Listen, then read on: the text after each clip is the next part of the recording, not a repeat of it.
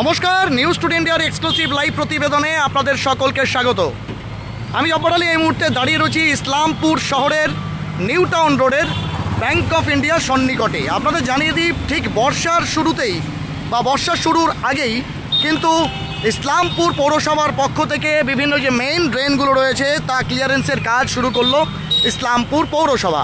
আপনাদের জানিয়ে দিই, ঠিক নির্বাচনী একটা প্রক্রিয়া চলার কালে কিন্তু দেখা গেছে যে শহরের মধ্যে বিভিন্ন ড্রেন এবং তার পাশাপাশি নিকাশি নালাগুলো সেগুলোর নিয়মিত পরিষ্কারকরণ হচ্ছিল না, কারণ বেশিরভাগ পৌর কর্মচারী থেকে শুরু করে পৌর কর্তৃপক্ষ তারা কিন্তু বিভিন্ন নির্বাচনী কাজে ব্যস্ত হয়ে পড়েছিলেন। স্বাভাবিকভাবেই শহরের যে মেইন ড্রেনগুলো রয়েছে সেই ড্রেনগুলো কিন্তু ক্লিয়ার করা সম্ভব হয়ে উঠছিল না। স্বাভাবিকভাবে বিভিন্ন জায়গাতে কিন্তু মশার উপদ্রবের অভিযোগ আসছিল পৌরবাসীর পক্ষ থেকে।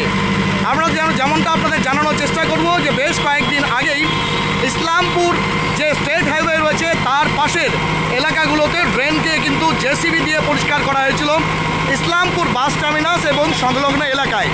এই মুহূর্তে ইসলামপুর শহরের প্রাণকেন্দ্র বলে পরিচিত যে নিউ টাউন রোড রয়েছে তার সন্নিকট এলাকাগুলোতে কিন্তু যে ড্রেন রয়েছে সেই ড্রেন ক্লিয়ারেন্সের কাজ ইসলামপুর পৌরসভার পক্ষ থেকে শুরু করা হয়েছে। আপনাদের জানিয়ে দিন, ড্রেনে প্রচুর পরিমাণে পলিথিন এবং অন্যান্য সামগ্রী পড়ার কারণে কিন্তু রীতিমতো ড্রেনের আউটলেটের পাশাপাশি মূল ড্রেনগুলো বন্ধ হয়ে যাচ্ছিল। স্বাভাবিকভাবেই সাধারণ নগরবাসী থেকে শুরু করে ব্যবসায়িক প্রতিষ্ঠান প্রত্যেকেই বলছিলেন যে ড্রেনের স্ট্যাগনেন্ট ওয়াটারের কারণে কিন্তু প্রচুর পরিমাণে মশার উপদ্রব বেড়ে চলেছিল শহরে। এবং এই মুহূর্তে দেখতে পাচ্ছেন গত পরশুদিন জেসিবির মাধ্যমে যেমনটা আপনাদের জানানোর চেষ্টা করব, সেটা যেমন হচ্ছে আপনাদের পরিষ্কারকরণের কাজ ছিল মেইন শহরের। এই মুহূর্তে আপনারা দেখতে পাচ্ছেন ইসলামপুর শহরের যে প্রাণকেন্দ্র ভিআইপি রোড, বিধানচন্দ্র রোড, সেই রোডের একদম যে টার্মিনাস সংলগ্ন যে ড্রেন সেই মেইন ড্রেন কিন্তু পরিষ্কারকরণ করা হচ্ছে। আপনাদের জানিয়ে দিই, লোকসভা নির্বাচন চলাকালীন পৌর কর্মচারী থেকে শুরু করে পৌর স্টাফ এবং অন্যান্য কর্মচারীরা তারা কিন্তু নির্বাচনী প্রক্রিয়ায় ব্যস্ত থাকার কারণে কিন্তু ড্রেন পলি পড়া এবং বিভিন্ন প্রকারের যে বর্জ্য পদার্থ পলিথিন ইত্যাদি থাকার কারণে কিন্তু ড্রেনগুলো একদম ভরে গিয়েছিল।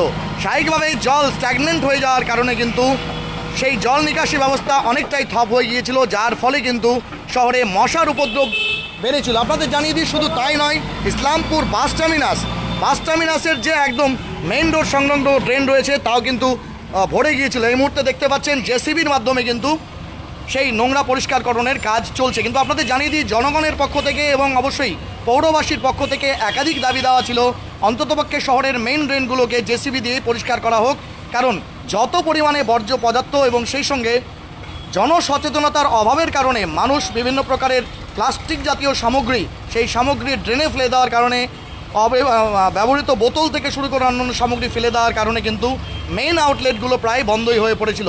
যদিও পৌরসভার পক্ষ থেকে প্রতিদিনই অবশ্যই নির্মল ভারত যে মিশন সেই মিশনের প্রকল্পে কিন্তু অবশ্যই ডাস্টবিন যেই সমস্ত বাড়িতে দেওয়া হয়েছে সেখান থেকে নিয়মিতকরণে এর মাধ্যমে হচ্ছে আবর্জনা পরিষ্কারকরণ এবং সেই সঙ্গে সংগ্রহ এবং তা প্রক্রিয়াকরণের জন্য যে ভ্যাট রয়েছে সেখানে নিয়ে যাওয়া হচ্ছে।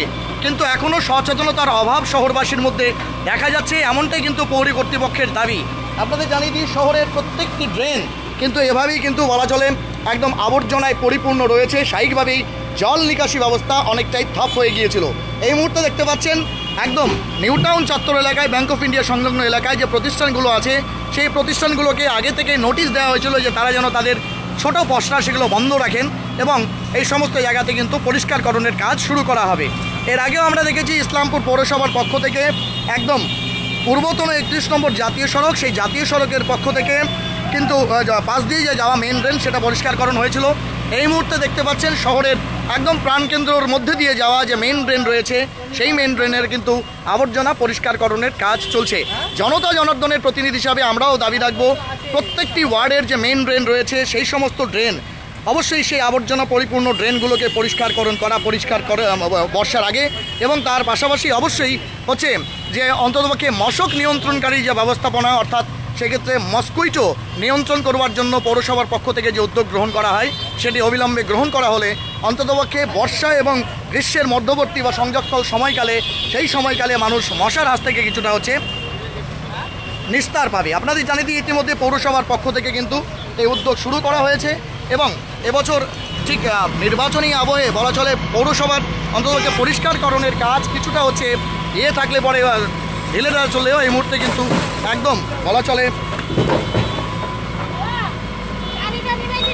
এই ঢেকে দাও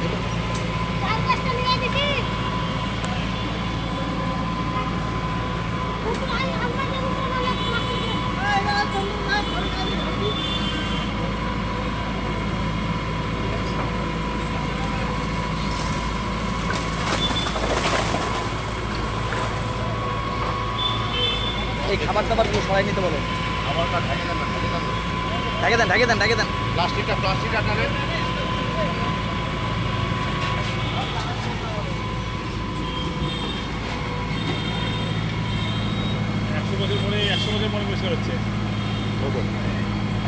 আপনাদের জানিয়ে দিই নিয়মিতভাবে নানা পরিষ্কারকরণ না করার কারণে কিন্তু আপনাদের জানিয়ে দিই গাছের পাতা থেকে শুরু করেও বিভিন্ন বর্জ্য সেগুলো কিন্তু হচ্ছে পরিষ্কারকরণ হয়নি। এই মুহূর্তে আমাদের সঙ্গে এই এলাকারই ব্যবসায়ী রয়েছেন নাড়ুবাবু, তার সঙ্গে আমরা কথা বলবো কি বলছেন তিনি।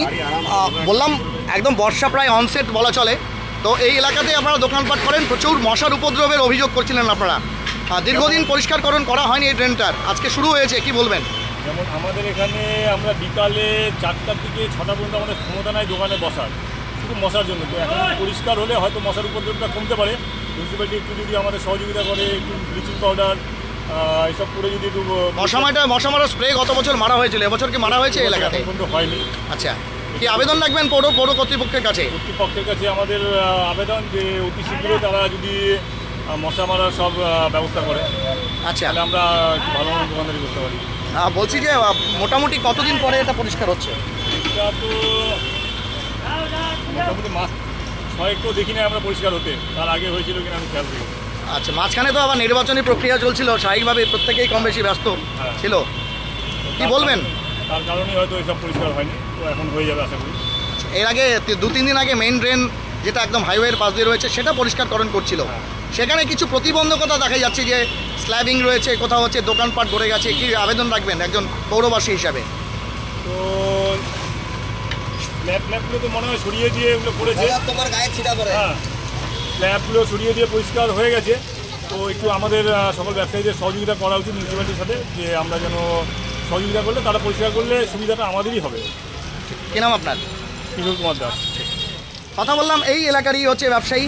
আপনাদের জানিয়ে দিই নিয়মিত পরিষ্কারকরণ করলে অন্ততপক্ষে স্ট্যাগনেন্ট যে পরিস্থিতি বা জলাশয়গুলো বা বলা চলো ড্রেনগুলো যেগুলো সেগুলো বদ্ধ হবে না, স্বাভাবিকভাবে কিন্তু একদম নিয়মিত পরিষ্কারকরণের যে দাবি সে দাবি কিন্তু রাখছে।